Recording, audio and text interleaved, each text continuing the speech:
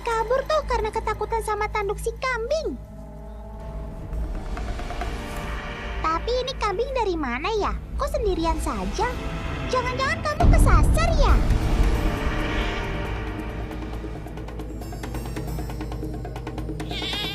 Oh, MG! Komodonya balik lagi dan malah bawa teman-temannya. Gawat ini, gawat! Duh, kalau begini sih jadinya nggak seimbang dong.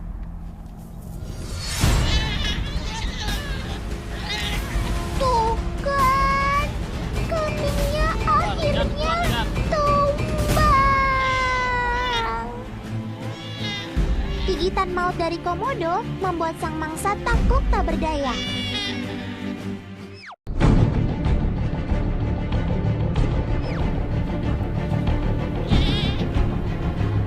Killer insting dari predator yang satu ini memang sangat mematikan, teman.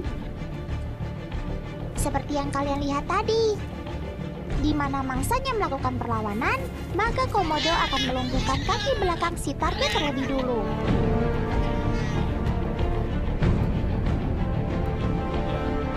Setelah itu, dia akan mencabik-cabik korbannya dan baru mulai makan.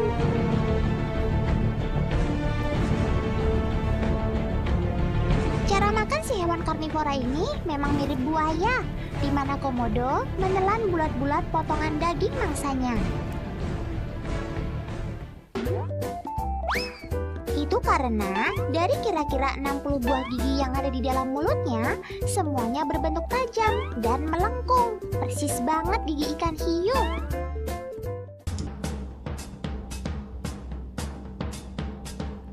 Akibatnya, si naga ini tak bisa mengunyah daging. Menariknya, setiap kali selesai memakan potongan daging, komodo akan mangap-mangap seperti ini. Bukan karena kepedesan ya. Memangnya makan sambal. Perilaku ini merupakan cara adaptasi supaya dia tetap bisa bernapas, sekaligus tidak tersedak ketika sedang makan.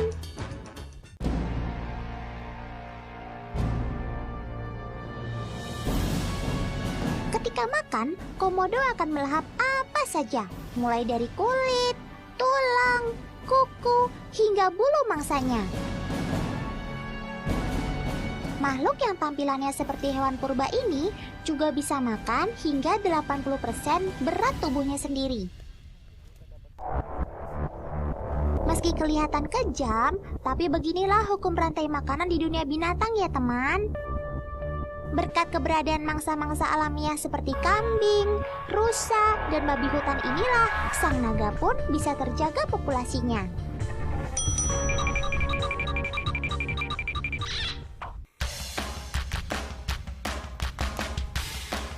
Sehabis makan, biasanya komodo akan berjemur di bawah sinar matahari.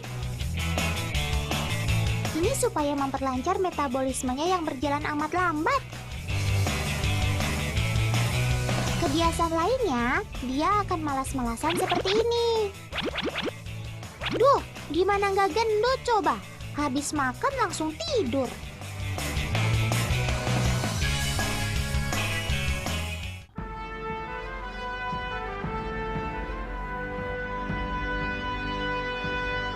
Teman di rumah, kalian boleh berbangga loh. Karena hanya di Indonesia lah satu-satunya tempat di dunia ini di mana komodo bisa hidup secara liar.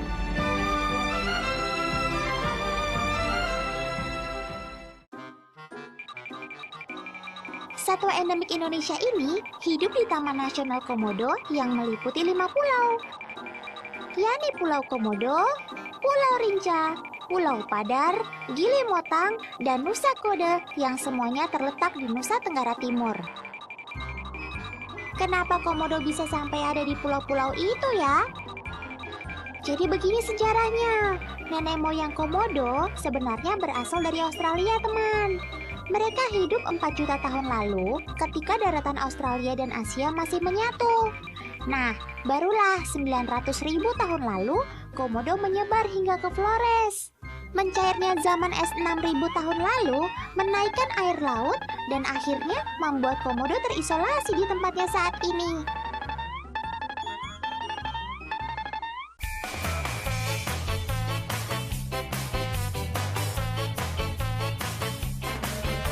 Saat ini ada sekitar 5.965 ekor naga komodo yang hidup di kawasan Taman Nasional.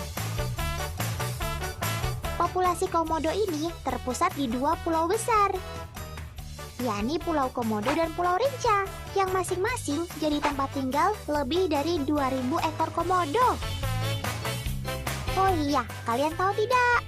Kalau komodo merupakan predator besar dengan habitat terkecil seantero jagat loh. Itu karena luas Pulau Komodo hanya 390 km persegi dan Pulau Rinca kurang dari 200 km persegi. Kendati demikian, habitat berupa pulau kecil justru menjadi nilai plus. Karena komodo memiliki tempat perlindungan alamiah dari ancaman manusia maupun hewan lain.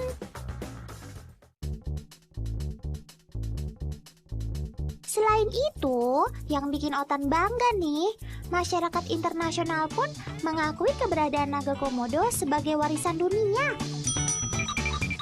Sejak 2012 silam, sang naga komodo dinobatkan sebagai bagian dari Seven New Wonder of Nature, atau satu dari 7 keajaiban alam versi baru.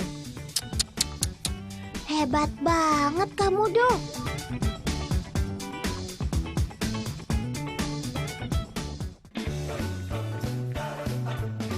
Mendunianya popularitas komodo membuat Taman Nasional ini dikunjungi banyak turis asing setiap harinya. Tapi jangan khawatir, turis-turis ini terjamin keselamatannya karena sudah didampingi oleh guide. Tuh lihat, komodonya saja malah tidur begitu.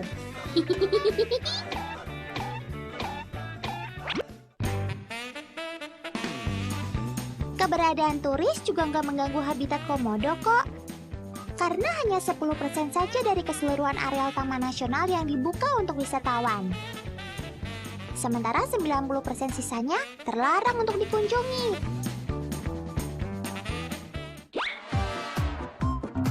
Otan punya cerita menarik nih tentang orang yang pertama kali memberi istilah Komodo Dragon.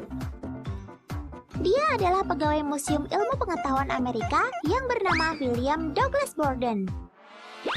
Pada awal 1900-an, tepatnya pada tahun 1926, Borden melakukan ekspedisi ke Indonesia yang saat itu masih bernama Hindia Belanda. Dan kemudian membawa pulang hidup-hidup 3 ekor komodo ke kebun binatang Bronx di New York, Amerika Serikat. Kehadiran komodo di negeri Paman Sam menimbulkan kegemparan, bahkan sampai menginspirasi lahirnya film King Kong versi original pada tahun 1934.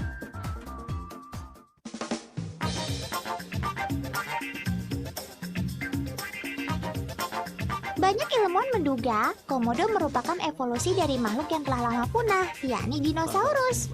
Kulit mereka bersisik, sekaligus sangat keras, karena diperkuat oleh lempengan tulang yang disebut osteoderm. Meski mempunyai kelopak mata dan lubang telinga, namun penglihatan dan pendengaran makhluk purba ini tidaklah istimewa. Yang istimewa dari reptil berdarah dingin ini adalah indera penciumannya. Seperti ular, komodo memanfaatkan lidahnya yang bercabang untuk mendeteksi jejak aroma mangsanya. Dengan bantuan analisa senyawa kimia dari organ Jacobson lah, lidah komodo bisa merasakan bau si mangsa.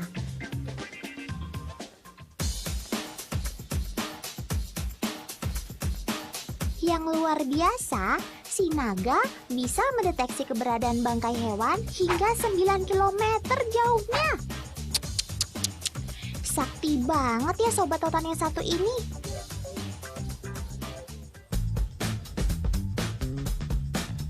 Teman, kalian pasti sudah tahu kan tentang air liur komodo yang legendaris itu? Dalam saliva atau air liur komodo, terdapat 57 bakteri menular yang berbahaya. Otan coba absen nih beberapa bakteri yang ada di mulut komodo. Di antaranya E. coli, Staphylococcus. Dan yang paling mematikan adalah bakteri Pasteurella multocida. Bakteri-bakteri ini akan menyebabkan sepsis pada korbannya, yakni kondisi di mana kekebalan tubuh menurun sehingga menyebabkan kematian. Mengerikan ya, tapi yang bikin Otan dan para ilmuwan bingung hingga sekarang, kok komodonya sendiri bisa kebal terhadap bakteri-bakteri ini ya?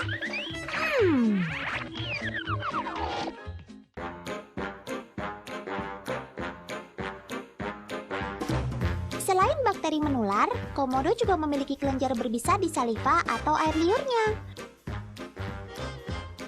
Bisa ini bisa menimbulkan antikoagulan di luka gigitan yang menimbulkan pendarahan terus-menerus.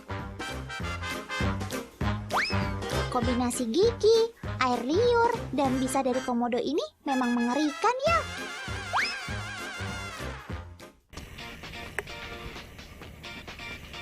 Reptil berdarah dingin ini juga merupakan pelari cepat pada jarak pendek loh teman. Katanya sih, kecepatan komodo nggak kalah sama Lionel Messi. Otan mau membuktikan nih, seberapa cepat sih lari si komodo.